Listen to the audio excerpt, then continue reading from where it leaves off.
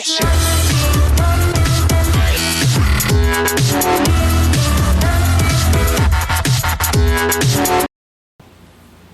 What's up, guys? So, felt like I would just kind of have a chit chat about some things and just give a little bit of narration, I guess, to.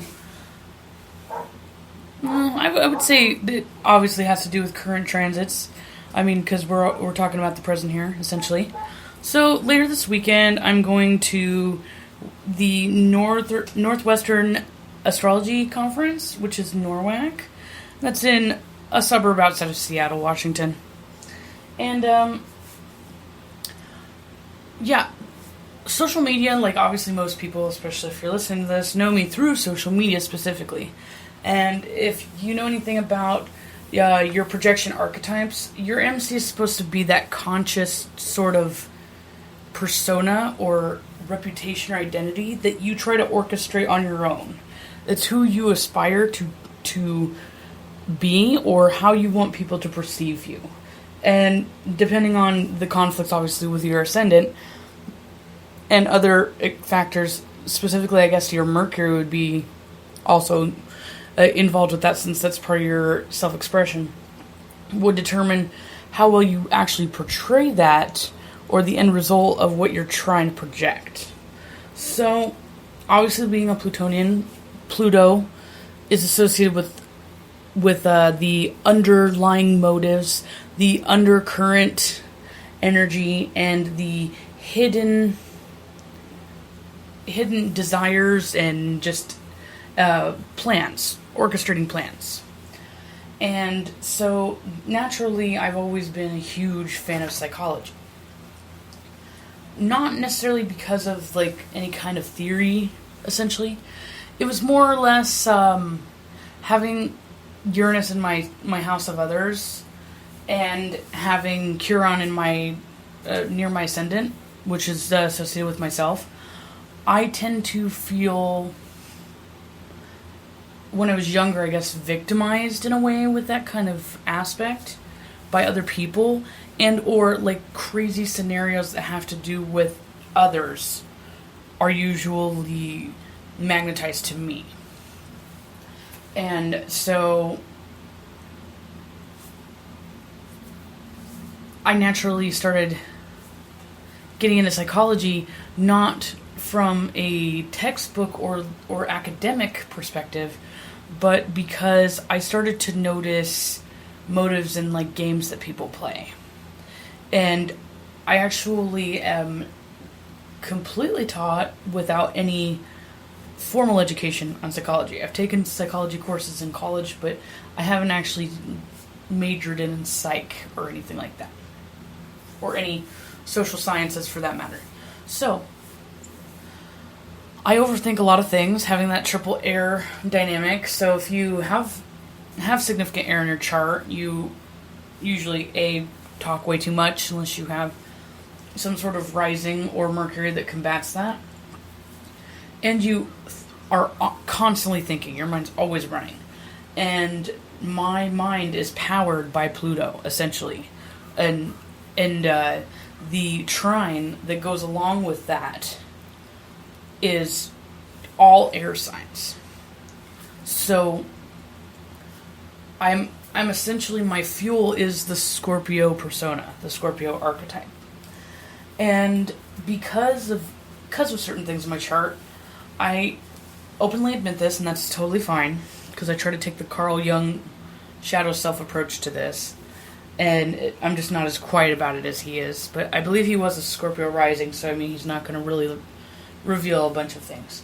I am completely capable of manipulating people. I'm completely capable of, in a way, I guess, seducing people's thoughts, making them do what I want them to do, depending on how tactful I am at the time, depending on how effective it is.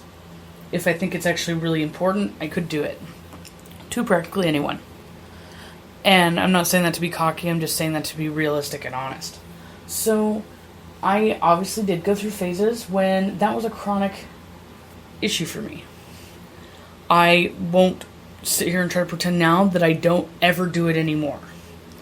because to insinuate that would be very deceptive and very foolish, because I used to be one of those people that I said, I will never do that.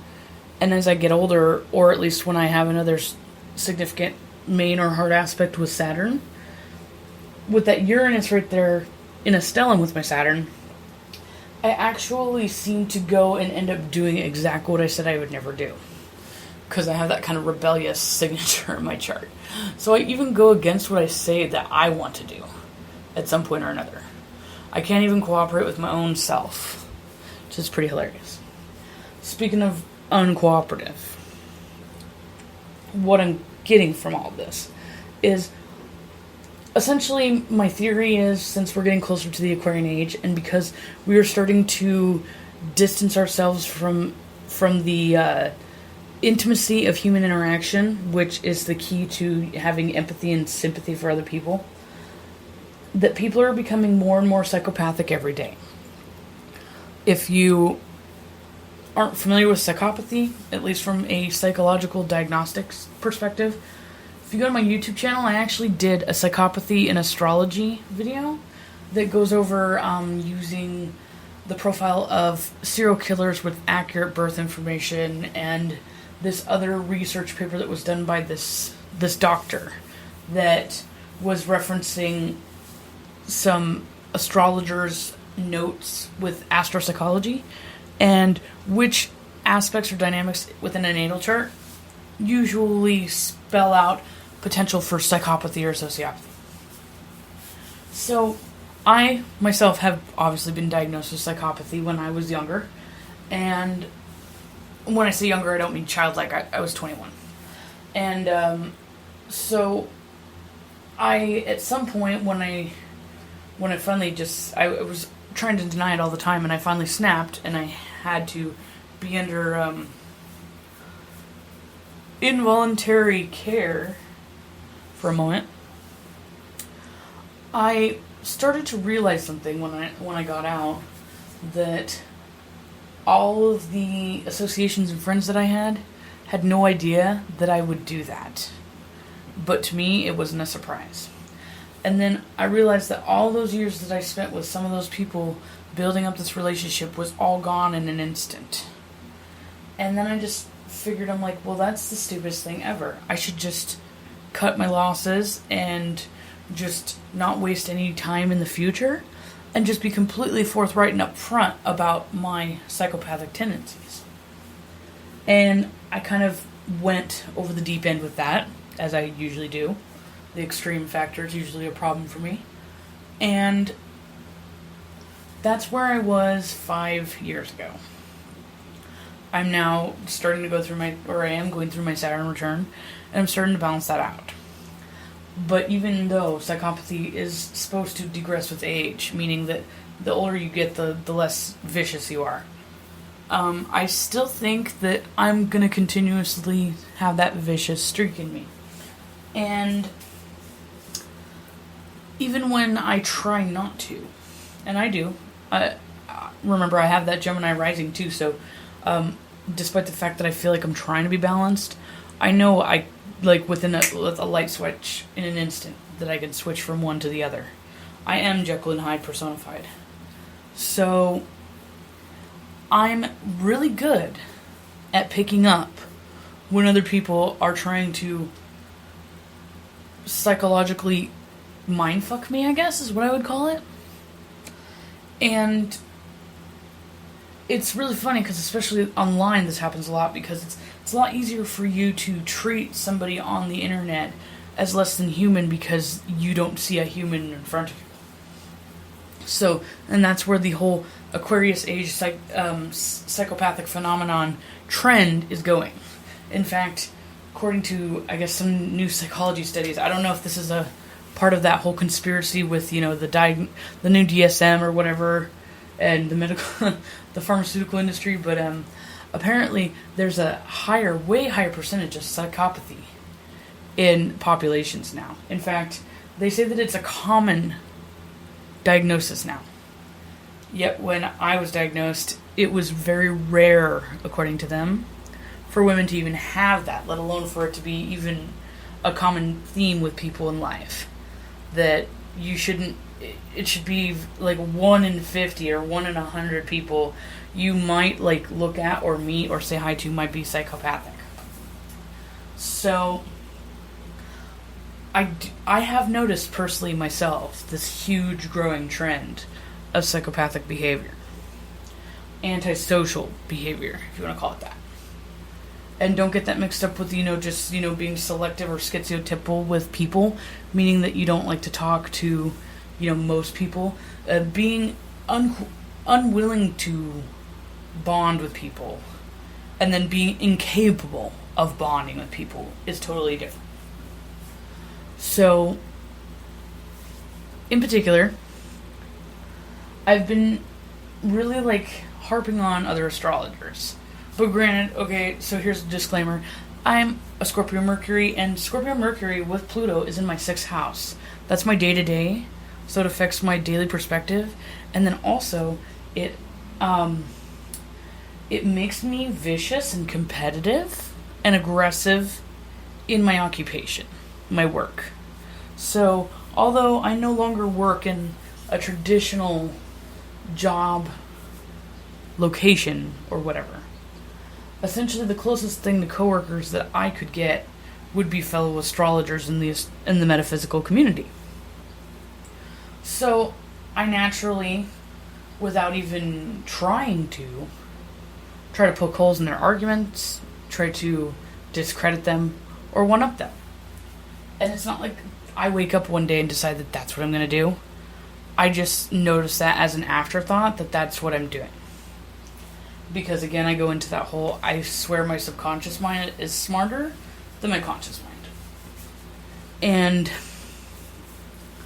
there's one thing in particular that I always get, because for some reason, I always seem to take the opposing narrative of the majority, the collective. I'm not talking about just in the metaphysical community, but just in general. Like, if somebody says, if you had a choice between black and white, and no, that's not a racial thing. I was just thinking about that. I watched somebody turn this into a racial argument. No, it's not. So, say everybody chose white. I would instantly just go choose black. Not to spite them, but because I would look at that and then go, everybody's going to be fighting over the white, and, it's just not very appealing because everybody wants it, and, I just kind of want to be different. I just want to be different. I'm going to go take the black. That's how I am. It's not like I go, I'm just going to do the black. I'm just going to choose the black to spite you. I don't. And again, that goes back to me being my own devil's advocate, or being a rebel, or even going against what I thought that was my preference. Person 5 years ago, that was me, could like things a certain way. And then now I like everything that I didn't like. Like, for another example, this kind of ties into what I was talking about. I never was a Democrat per se, because I never really voted too much into it. I am 27, so Obama's been president for 8 years now. So I was barely, I wasn't even registered to vote then. And the only time I voted was when Obama was up for re-election, and I voted for Gary Johnson as a libertarian. Because I had to be different. Again, not just because I had to be different, but I thought I was voting for principle, and also because I liked the whole leaving me the fuck alone thing and let me do my own thing. So, this time around, initially I was just like, yeah, Obama's cool, that's cool, whatever, that's cool. Let a black guy be president, why the fuck not? That's fine. I mean, who cares? I was like, it doesn't matter. He's part white anyway, whatever. And now, I used to be like, oh my god, Republicans are awful. I used to be anti-gun. I used to be, pro-choice, which, I am, but, at this point, I'm just kind of I'll just keep my legs closed to figure it out or something. Take an herbal remedy to induce a miscarriage, that kind of thing. I'm not saying I'm encouraging that, that's just my personal choices on that. And usually that's what ends up offending people. So, I'm obviously a Trump fan. Most people know that now. And I'm obviously, because of my talks about the whole Neptune and Neptune and Pisces thing, and the Uranus and Aries, and the Persian invasion, and the Crusades, and the Jihad, and the Caliphate, the history, the historical events that have been reoccurring through synchronistic cycles, through like global mundane astrological events, is happening again. And essentially, I'm going to be one of the potential casualties. I have a problem with that. It's a survival thing. It's a Plutonian thing. Okay? I'm not going to jump on this bandwagon like I ever do with this Neptune Pisces shit where I'm going to start projecting this sacrificial Jesus persona that I should just fucking like roll over and die because somebody doesn't like the way that I carry on with my life. That's not okay. It's not okay. And that's when I feel like I'm projecting like the founding fathers of the United States persona or astrological signatures, because we are at 223 years within the Pluto placement for the United States creation, the signing of the Declaration of Independence. So it's time for a revolution again. And cycles don't lie, and I don't understand why I have to have this argument over and over again with other astrologers. I don't. And also, again, all my coworkers end up usually hating me, and people, peers and colleagues usually end up hating me, no matter what social construct or circle or network I'm in. And that's totally fine. I'm totally cool with it. It doesn't matter to me. As long as I'm true and real to me, that's all that matters. So that being said, when this whole psychopathy kind of trend has been going on, and people are trying to gaslight me into conforming to what they want, which is the whole, fascist kind of Pluto and Capricorn thing. I find it hilarious when they try to essentially, they're essentially inflicting mental abuse onto me. And the funny thing is that I saw it coming from a mile away. And because I'm psychopathic, all you're doing when you do that sort of thing is to antagonize me, to attack you even worse. And then I think it's funny when they try to launch that kind of energy at me, either through dialogue or whatever else. Usually it's just dialogue because people talk and that's all they've got is talk. And I relentlessly go back at them. Full force, threefold, overkill status. And then they start to put their arms up and go, oh my god, look at this person, and look at her freaking out on me, and look at her doing this, and look at her doing that. I don't want to be associated with you. You're a horrible person. All I have to say is, yes, I was part of the LHP community. I still am, in a way. But again, you know how my track record is with social groups. And I essentially, yes, I follow a Saturnian ideology. Responsibility for the responsible, which is also a satanic ideology. Modern Satanist, by the way, not Aleister Crowley crap. And Crowley, whatever. And I do bear the devil's mark. It's the Baphomet on my wrist. And although that I got it originally for a specific reason, that's not the reason I have now, because you know how my whole changing my mind thing. I find it very interesting. I use it as an example for symbology.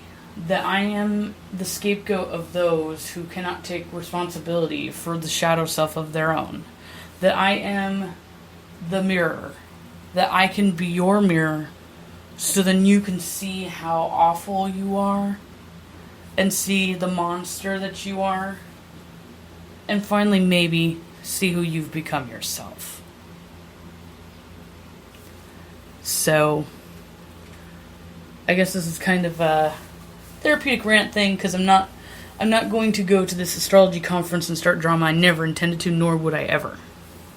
And technically I took an oath with the Federation of Astrologers that I would not be uncivil with fellow astrologers, or at least members. But I really think that they should elaborate on what is civil, and maybe start looking at their higher up people first. Because technically, although I say I have credible knowledge to incorporate into the community, I do have followers. I am being somewhat successful in making this a part-time job, doing consultations and counseling for people. I'm still easily a nobody in this. There's not actually that many people that are under the age of 30 that are actually practicing astrologers.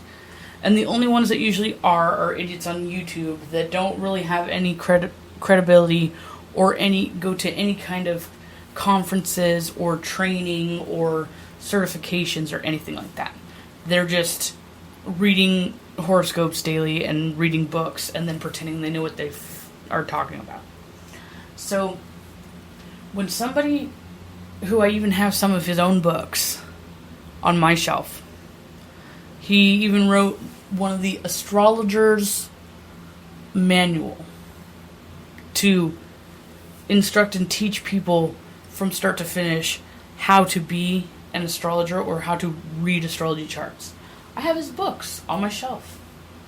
I definitely wouldn't be going to his speeches or his lectures at NORWAC. I never intended to, because I think perhaps either he's lost his mojo or he's got nothing left to actually be productive, or it's because this whole Neptune Pisces cognitive dissonance has completely debilitated his ability to even come up with anything.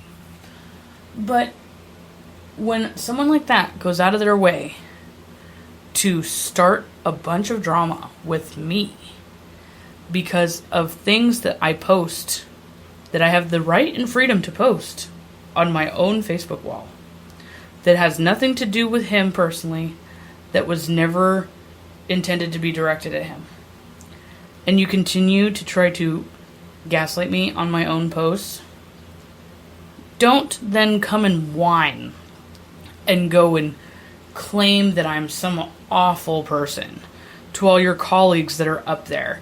And I guess in a way I could thank him, because I know that he's going to be dramatic and ridiculous about this, and he's going to go talk while all the speakers, are in their little private area and having their little brunches or whatever, that he can go ahead and go talk crap and talk me up to all of the somebodies in the astrological community. So one way or another, people will know who I am. And with the way that trends are working nowadays, with how controversial things get more attention as opposed to something good per se, and the way that psychopaths work, I actually will end up getting more attention for his negative stigmas than I would if somebody just said, I know what I'm doing and I'm a nice person. I find that absolutely hilarious. So thank you, Samuel Reynolds. I think that's his name. It's an astrologer from New York. I do love your book, by the way. I have that manual. It's good. But, and he said, please don't come near me, or please miss me at NORWAC if you come. I am coming. I bought my ticket. I'm coming. I'm actually less than an hour and a half away from where NORWAC is. And don't worry, I won't talk to you. I don't talk to anybody. I'm there to learn. Okay? I didn't go to the parties last year either. Didn't want to even eat your food, which I find hilarious that people that are going to NORWAC are fucking eating seafood with the catering shit when they know that Pluto is associated with earthquakes and radiation, when they know that Uranus and Pluto has been causing earthquakes, when they know that Uranus and Pluto square triggered the tsunamis as well as the earthquakes in Japan that now are causing the radiation contaminants to leak into the ocean. and Saturn-Neptune square is causing disease and contamination in seafood. So you guys go ahead and go to your party. Eat your shrimp. Have fun with that one. And I'll go see the really credible, the speakers that are worth seeing. Mark Jones, he's an amazing astrologer. If you don't know who he is, he's great. He has that plutoschool.com. He's awesome. And Philip Sedgwick is the only other person I really care about too much, honestly. Everything else, like I looked through the schedule, I'm just like, meh. You know, Robert Hand, though, I want to see his. He always does the early bird things. He must have been born in the morning. Like, that kills me. I have to, like, be up 4 hours ahead of before when he has to speak, because there's no way that I'll actually wake up and be functional and get going. But yeah, so I will be at NORWAC in Tukwila, Washington this weekend. And I'll likely do some podcasts or whatever as I'm there, or while I'm, can't do it as I'm there because you can't record anything. But I'm talking about like in between sessions, kind of give you a debrief on it. And let you know, kind of in depth what the topics were about. And any kind of other juicy gossip while we're at it. Because maybe for once I'll jump on some sort of drama bandwagon and be all dramatic and stuff and act like someone else that's going to NORWAC. But yeah, so that's it. I just thought that was really funny. I'm just gonna go with it, guys. See you later.